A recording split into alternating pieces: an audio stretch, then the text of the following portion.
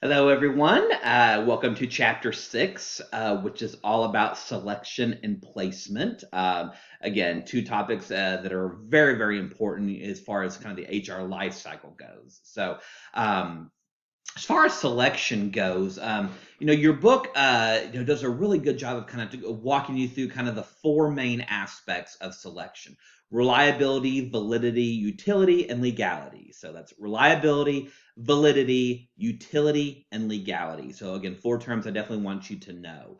Whenever whatever you decide to do to select somebody, reliability, whatever tool that you use, how do you know it's reliable?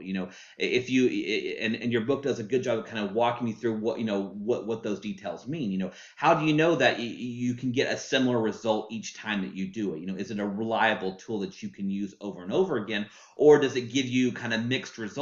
Sometimes it says this and sometimes it says that, where it's kind of hit or miss whether or not you can rely on it. So obviously that's what goes into reliability.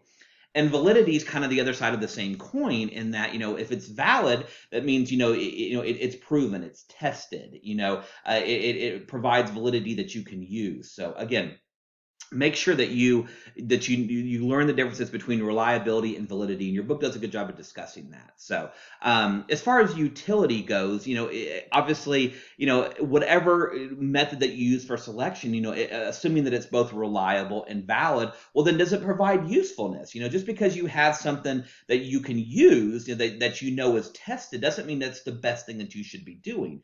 For example, if you're looking to hire somebody for let's say a stalker at a grocery store, for example. You can do all these different tests, cognitive ability tests, and all these things that measure all these things, and those tests could be very reliable and they could be very valid at predicting work. But if you're paying somebody a minimum wage job, does it make sense for the company to spend all that time and money to be able to get somebody who it tends not to be a job that people stay in for a really long time? So that goes to the utility of it. So just because something is very reliable and very valid doesn't mean that it's a good use of the company money or of your budget. So, and maybe it is, and if maybe it would be more beneficial if the company determines that if we do all these different tests on somebody who's maybe a stalker at a grocery store, that we can keep them longer, and it's more of we know that they're going to be a good, reliable employee. So maybe it is worth it. So that's kind of a decision you as an HR manager have to make: is what is the utility, kind of balance of those tests. So, and then, of course, something we learned way back in chapter 2 about the legality of it. Whatever you do, is it something that could potentially create some type of negative impact, some adverse impact, as we learned in chapter 2. Just because something is very reliable and it's very valid and it provides utility, doesn't necessarily mean it's 100% legal. And again, in your book, when we get into kind of the ideas of background checks and testing and drug testing, your book does a really good job of talking about some of the legality of that. So make sure you pay attention in that area. So that's kind of the first half of the chapter about selection and placement. So the second part is, how do we select someone? We have all these different ways. We have all these jobs that we've created. We've done a good job of marketing them. We've done interviews and all that. So how do we pick somebody? What goes through it? And obviously, the interview is still the most common way that we select somebody. And I'm sure all of you have been in an interview or conducted an interview at some point in your time. So, and again, but there's so many different types of interviews. What do we want to know? Do we just ask a few questions and kind of let them share their whole life story, if you will, and then you determine if they're a good fit?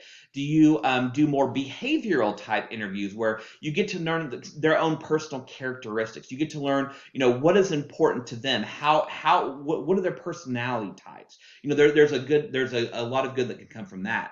Me personally, I've done many different types of interviews. My personal favorite is still the situational interview, whereas you give scenarios that are valid to your workplace, and then how would they respond in that scenario? So again, I think the most common situational interview type style would be like, let's suppose that a customer came up to you and was yelling and screaming at you because they got the wrong order. How would you respond, or how would you handle that? So you put them in a situation where they would tell you how they would respond.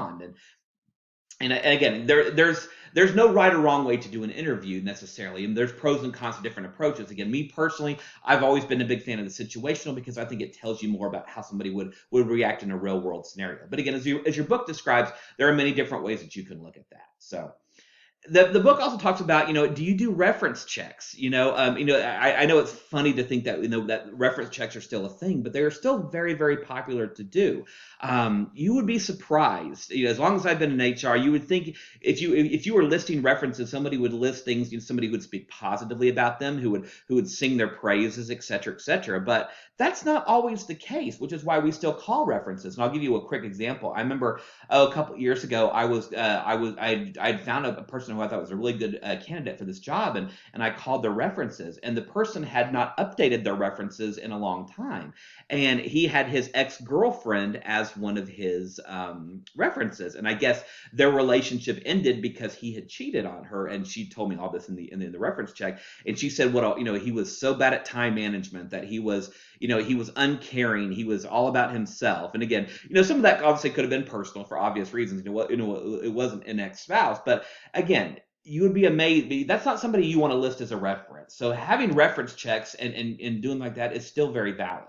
Um, and when we talk about tests, all the different types of tests that, you can give somebody, I know a lot of companies, will give, certain tests, to somebody to make sure they have the job knowledge, and kind of it's another way to interview, like, if you saw this, what would you do, and again, I think tests still have a lot of validity, but you have to be very careful with tests because of the legality of it. And your book will describe that in detail. But again, just because you give a test, there are chances where a test could negatively impact, men versus women. It could impact, African Americans versus Caucasian Americans. There's a different ways where tests can affect one group, versus another. Maybe somebody who's younger, it's easier to take it than somebody who's older. So all these legality things come into play with tests. So if you're going to use them, you have to be real careful.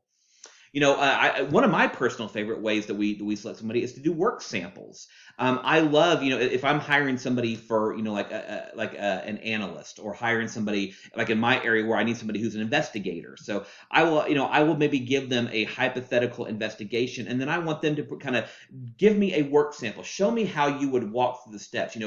Write out a plan, if you will, and show me what you would do. Because again, I love to be able to see how they would react. So it's kind of a situational interview in a way, but I love to see, work proof of something that they have done that gives me an idea of the type of person that they are.